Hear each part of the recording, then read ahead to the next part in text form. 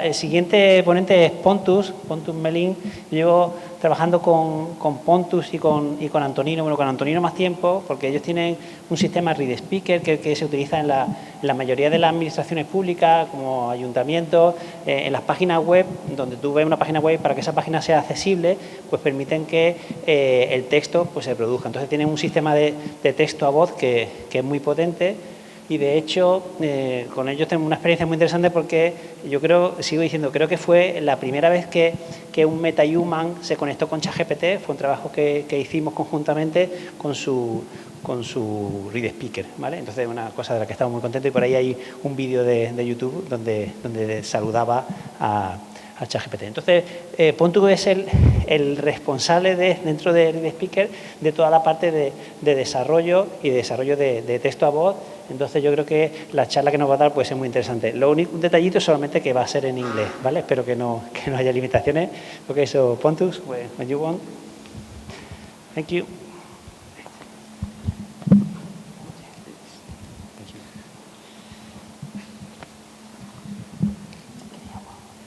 Thank you, David.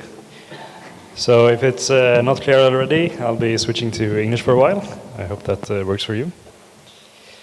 Right, so I'm here to talk a bit about leveraging AI voices in Unreal Engine. And first of all, I can start by defining AI voice in my terms. So when I'm talking about AI voice, I'm talking about text-to-speech.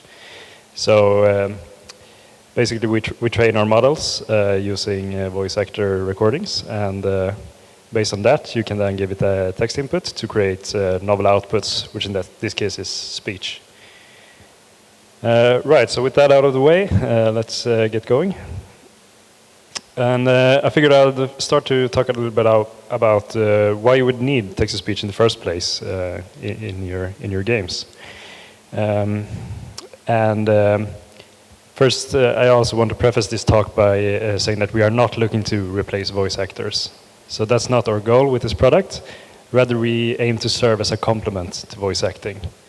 And what does that mean? Well, as you might know, computers are not very good at emotion and expressiveness, at least right now. You know, they might become better as time goes by.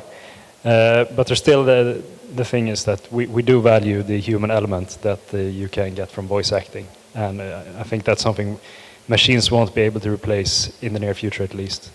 So we aim to serve as a complement to voice acting and not as a replacement. So when is text-to-speech relevant then in gaming? Well, first of all, it's really important when we're talking about accessibility. Accessibility can mean a lot of things, but particularly when we're talking about blind players or low vision players, they need to consume text content in different ways. And here TTS, I will be referring to text-to-speech as TTS from now. So TTS is really the common practice here for providing accessible features to blind or low vision players. And there's also cases where TTS is the only option. For example, if you have a multiplayer chat in your game, there's no way to record those lines beforehand, so you need to use TTS in that case. And there's also the cases where what if you don't have a script to start with? Then you don't know what you should tell your voice actors to record. For example, using generative AI. I'll talk more about that in a bit. So let's see if I can get this to work. Yes. Right, so now that I gave you the motivation, I also want to talk a bit about what ReadSpeaker does differently, because you probably already are quite familiar with text-to-speech. You're probably interfaced with this on your mobile phones, on different websites across the web. So, for example, there are, Siri on your iPhone. Another example is common in the streaming world. If you watch Twitch at all, usually they use TTS to read the viewers' messages. So what we are focusing here really is to not do anything over the web at all. So what we're providing is a text-to-speech SDK, which runs entirely on the local device.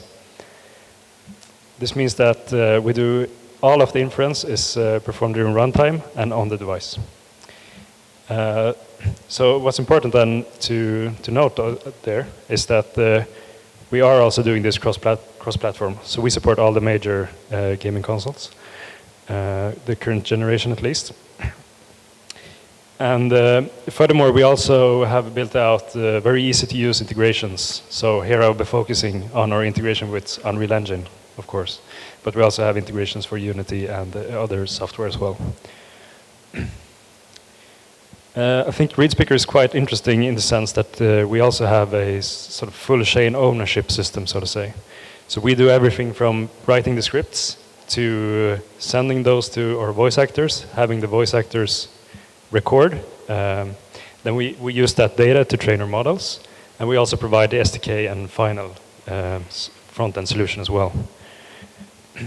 So in case of any of you are listening to this and are a bit nervous considering certain AI policies, for example, Steam had a AI policy published recently, where basically they disallow any content which use any type of AI which are trained on copyrighted content, right?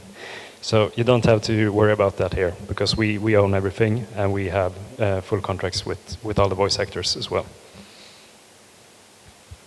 So what this means as well is that we have a developed workflow to develop any new voice. So, for example, if you have a voice actor in the game that you're working on, which you think it would be sort of cool to make an AI voice out of, we can do that. We can also help with scouting in the case where you don't have a voice actor to begin with. So you can give us the voice profile and we'll find the actor for you.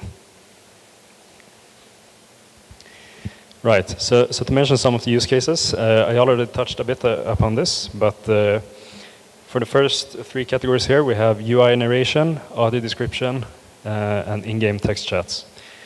So those are primarily concerned with accessibility here, particularly for blind or low vision players. Then the last two are less relevant for accessibility, but interesting in other cases. So, for example, generative AI, where you could use LLMs to sort of drive the story and have dynamic interactive stories. There are some companies experimenting with this at the moment, and I believe some games are already published using this tech. And then there's also prototyping.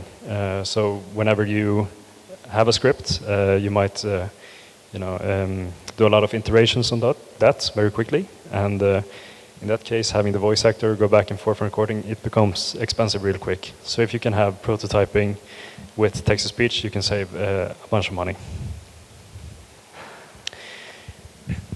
So I want to start off by diving a little bit deeper in text-to-speech for accessibility purposes. So as I mentioned, accessibility can encompass a lot of things.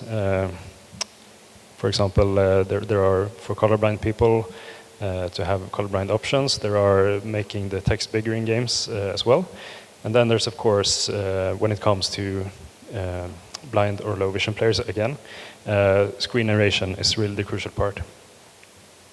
So as I mentioned, a large part of all of the text content that these players consume is through audio. So in this case, text-to-speech. And ReadSpeaker also has a very long history in accessibility, so we really know what we're doing here, particularly in web accessibility, I should say. So now it's time for a video. I want to show you how this could work in a game. And so this demonstration will look at a project developed by Carrie Waterton and Sightless Combat. And they have developed this as sort of a best practice accessibility demo. And I thought I'd show it off here. I also want to give a disclaimer. This is not using the sort of top-of-the-shelf voices that we have. So they opted to go for a little bit lower quality voices in terms of gaining more performance and having a lower footprint. So let's take a look.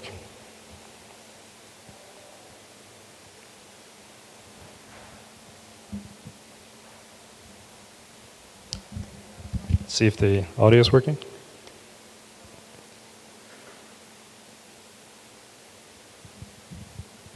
Let's try again.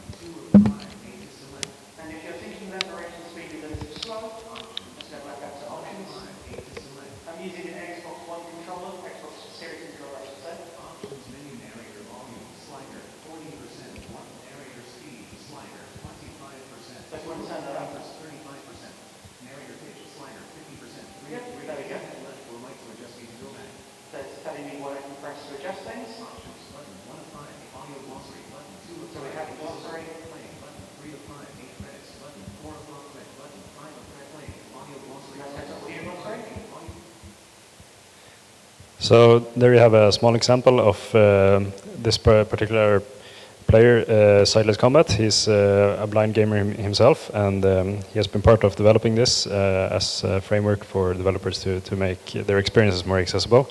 And you can see that he's here able to navigate through the menus and also adjust the settings to his liking here. So this would cover the first category of the use cases, where we have UI narration. And I have one more video to show how this would work in the game itself using audio descriptions.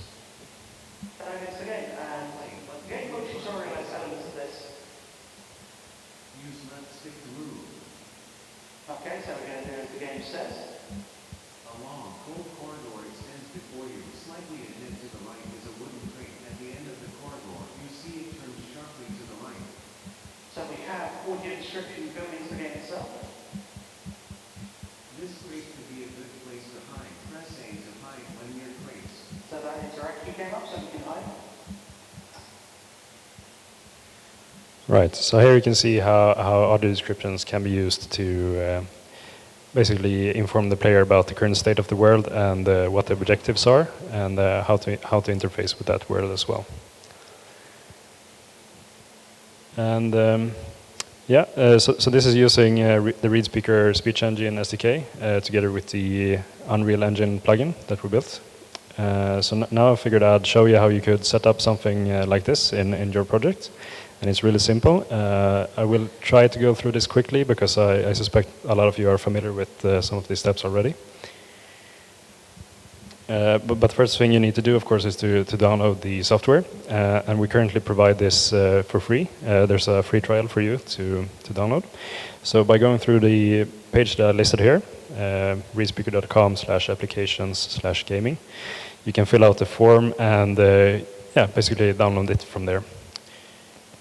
So you will be directed to this page where you can listen to a couple of different voices that we provide and download them there as well.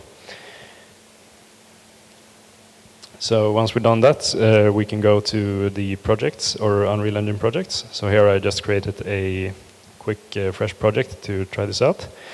We need to create the plugins folder if it doesn't exist already. Then we simply copy the plugin we downloaded into that folder. Then we also need to go to the voice that we downloaded and put it in the ReadSpeaker resources and then to the WinLinux folder here. So this is all, of course, documented in the documentation as well. So let's open up the solution file, build the project, bam. There we go. So now we can launch into our project. And as you can see here, you will now have a new menu option available to you, which is the ReadSpeaker settings menu. So the next step would be for you to go here and click on this button, which will open this window. So as you can see right now, where it says export settings, there's no voices available for us, so we need to press this button to scan for the installed voice engines. So once we do that, you see that it will detect all of the voices currently installed in our project. So the Adam voice here is pre-installed with the package, so now we have Adam and Sophie available to us. So let's go ahead and create a new actor. We'll call it the speaking actor. Opening up the menu for editing this blueprint, we then go and add the TTS speaker component. Right, so once you have done that, you will see in the details panel, there are now a couple of different options available to you.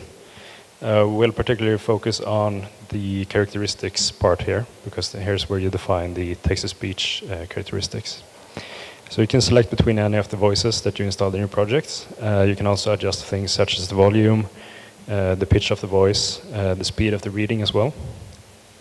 And you can also listen to how it sounds by pressing the preview button there. Right, so now that we have that out of the way, we can start creating the logic. So you can do this either using Blueprint or C++. For illustration purposes, I'll use Blueprint here. So the first thing you need to do is to add this init node. Here we will do it, just for a simple demonstration, we will make it so that this speaker will say something as soon as we start the game. So we start off by calling the init function. So this is just the initial setup. You need to do this once per every game that you start. So you don't need to do this every time, just the first time. We'll then make sure to add an audio component to the actor as well. We can do that using the Unreal built-in function for adding components. And once we have done that, we'll also make sure to connect this with the TTS speaker component to make sure that the text-to-speech knows which audio component to pipe the audio to. So if you've done the setup correctly, this should be how it looks. And this is all the setup that you need, basically. So from here, you can just start calling the, we call it the say function. So I can show you how it looks. In this case, we'll use this say async function, which will do all of the processing in the background, so you don't get any frame hiccups or anything like that. Right, so this is basically the entire setup to start using text-to-speech in your game. And here I gave it a text just to have it say something whenever we start a game. So you can imagine here that in the UI narration example, you would have something connecting the text of whatever menu item you're hovering and pipe it into the text field here. All right, so once we have done that, then this should be the result. This is not full screen for some reason. Hi, from Unreal Engine 5. The game has started. Yeah, so a really simple example, just to show you how simple it is to set up and get going. And of course, the audio will be fully spatialized as well here, since we're using the Unreal audio component here. So let's talk a bit about performance. It's one of the benefits, of course, of doing this on device and not being dependent on network latency, server load. So for this voice, which I used in this example, we can see that the performance here is on the PS5 console.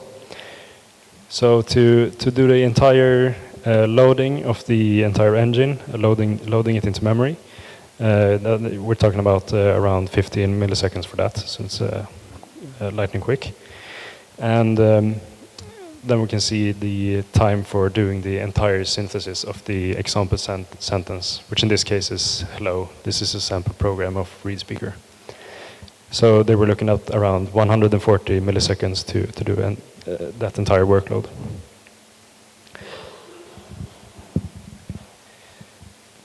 Yeah, so let me talk a little bit about the futures.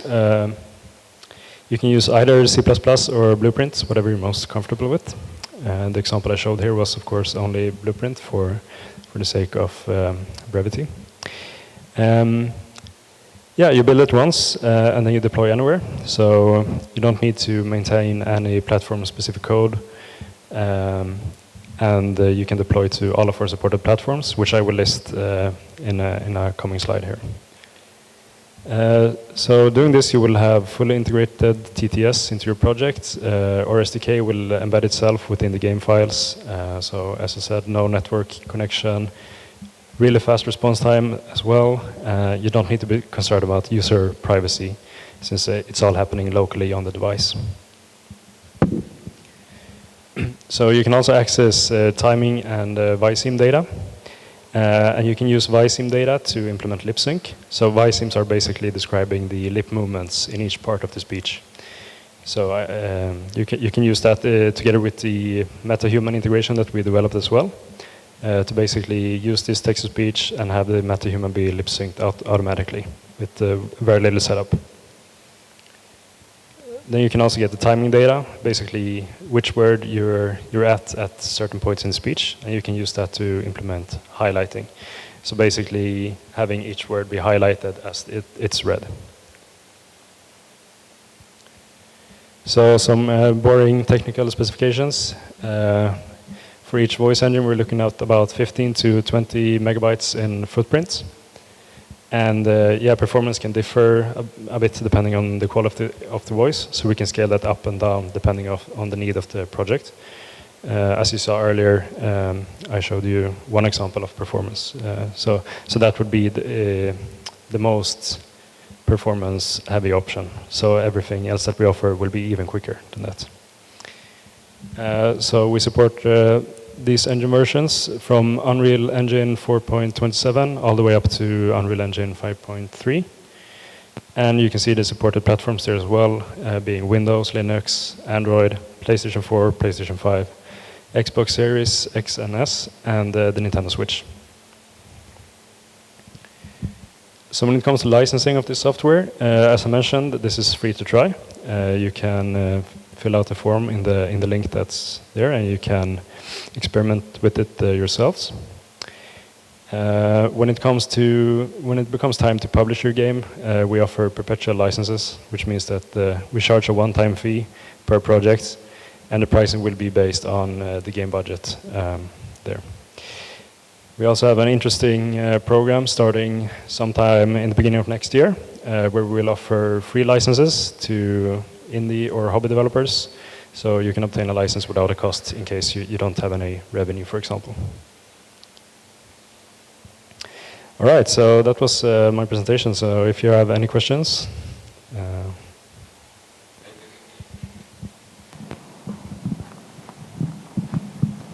Hi, my name is Paloma. Can you remind me where I have to deposit the text from my script? Inside the function, I can write, but if I have a large script, I have a text, for example, a long text, and I have to, what do I have to do, sorry? Right. Yeah, that's an excellent question. So you don't actually need to type in the text at all. So you can see here, we have the text node here. So you can link that up to any source. If you fetch it from a database and then feed it into there, for example, you can do that. So you don't need to sit and write all of the text here.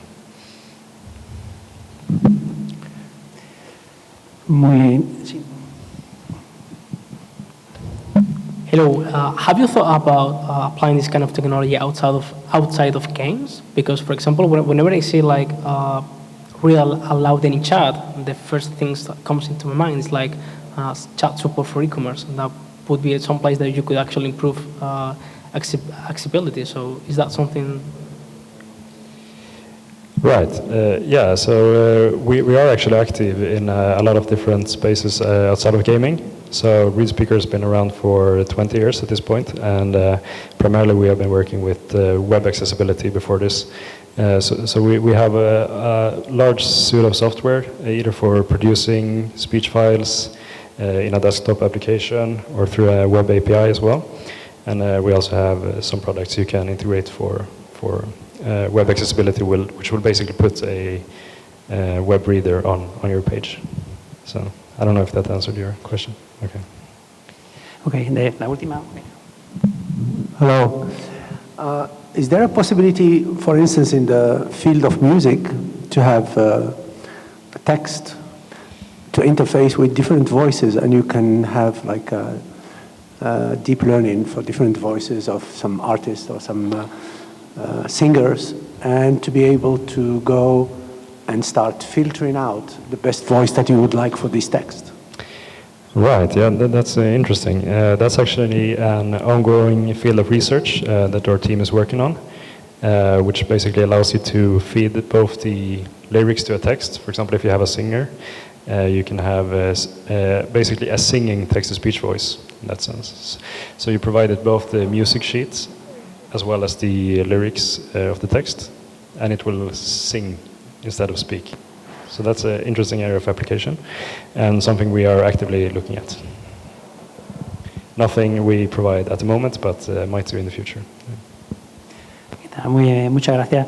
Bueno, solamente comentar que los temas míos de investigación son todos relacionados con temas de meta-human, de cómo hacerlo hablar y he probado muchas plataformas de conversión de texto a voz y la ventaja que tiene la suya es que la mayoría de ellas el texto a voz te lo hace en la nube.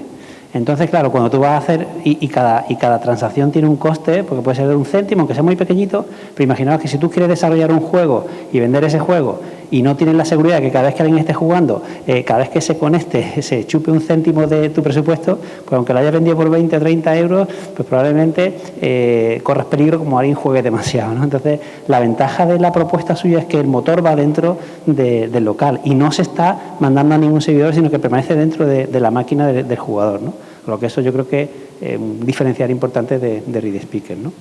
Pues muy bien, pues muchas gracias. Un aplauso para... Gracias.